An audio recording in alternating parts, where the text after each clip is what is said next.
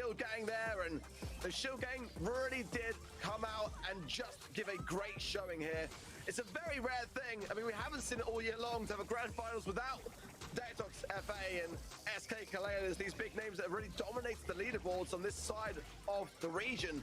But nonetheless, great stuff when you consider that, you know, next year is still around the corner. And I think these guys have got a lot of prospect ahead. What a crazy final month across the world, really. If we look back at the Asia Pacific part, so many upsets here now as well, with just none of the even grand finalists that we expected to make it be here. Brian was 15 kills here as well. Not only got the 6, but still absolutely popped off. Shield Gang doing a wonderful stuff. But my point was, across the board, just so many upsets. Clash winning earlier today as well. Just everything that we took for granted going in a completely different direction. And it is gonna be the Protesto Pinner champion Weepy to be voted out your MVP for today. Well, I for one agree, but I think Brian, again, on those stats, had a great showing towards the end in that final set. 15 kills, great stuff from him. And Shield Gang, yeah, I've got a lot to be proud of today. A great result for them, one that they'll be absolutely cherishing for sure. And cannot wait to see what they bring next year. Again, not in contention for LCQ. That went the way of Draconic Esports, and Datox FA had already locked it in.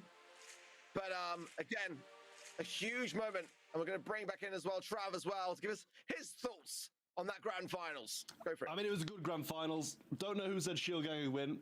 Don't know who would have said that. Don't know. Not know why, mate. You know, we won't say anything more about it. To be honest, I'm quite sad for Blue Label as well, though, because they had beaten Draconic and then SKC to make it to the finals. They had overall a tougher path, but at the end of the day, Shield Gang took down the #1 in the region, Datos, in those semi-finals there. Let's take a bit of a look at the bracket now, and as you can see, we didn't even see the quarterfinals today, but what a banger of a match that would have been, that 3-2 up top there, Blue Label versus Draconic, who then beat SKC 3-2 as well. Bit of a stressful time for them. Blue Label then lost to Shield Gang, who progressed by beating Datox FA, the #1 team in the region.